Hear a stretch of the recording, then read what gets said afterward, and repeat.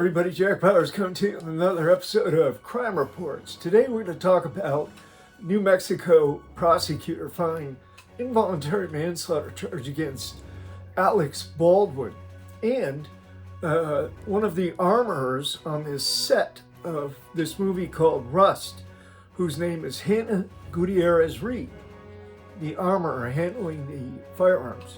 So what happened was they handed Alex a firearm.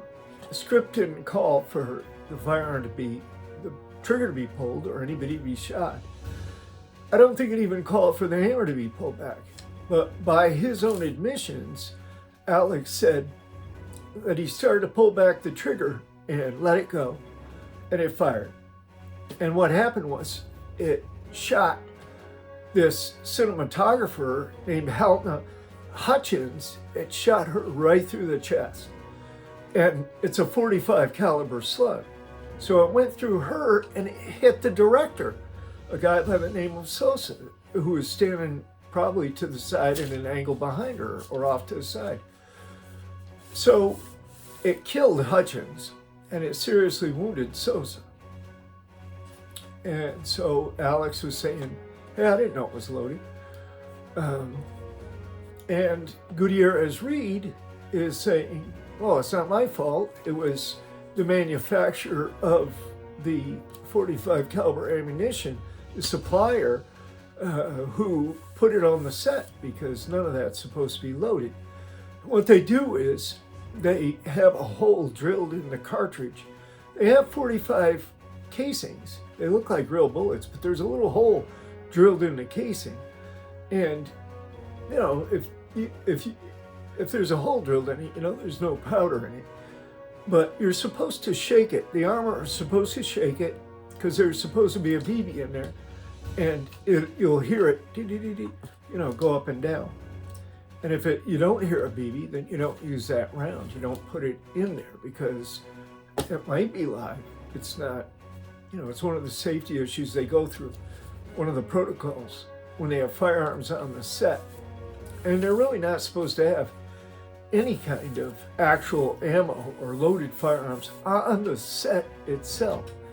That's not supposed to happen.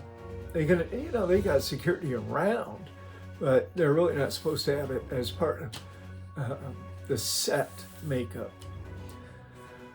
So they got him charged with involuntary manslaughter.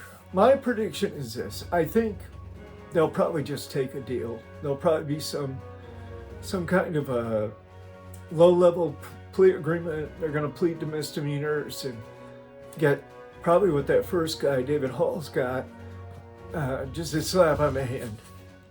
That's my prediction because Alec Baldwin has already settled a civil lawsuit filed by, you know, representatives of Hutchins. And I guess he's probably, if he paid her, he has to, he has to pay Sosa as well.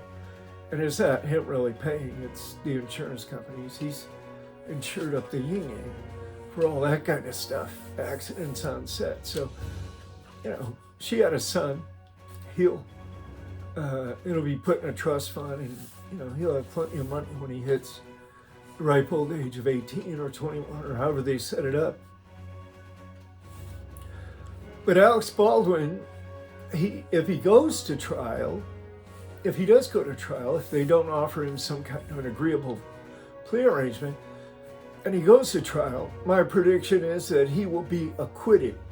Why? Because there's only a very few actors that have ever been convicted of crimes like murder or manslaughter or whatever. You know, and the ones that do get convicted are low level. They're like, you know, they're not Alec Baldwin caliber. They're lower level. They're, you know, push me offs or whatever. They're not really in the game anymore. And, you know, maybe they're not as moneyed up as he is. He's got all kinds of insurance. He's got all kinds of access to the best representation possible. It's unlikely that he'd be convicted in New Mexico or anywhere. It's unlikely, based on the facts, as we know. It's unlikely because how are you going to say that Alex Baldwin should have known that the gun was loaded with a live round? Now, maybe he shouldn't have been pulling the hammer back while he's pointing at somebody. I think that's what the prosecution is saying. You can't have a firearm on the set and point it at one of your cinematographers and crank back the hammer and let it go. That's, it's not in the safety protocol. You violate. But again, he's already settled that part of it with a civil lawsuit, civil action. I don't know if they actually filed a lawsuit. They probably did. But it's already been settled. So I think it's just dead in the water. I don't think there's going to be much to come of it.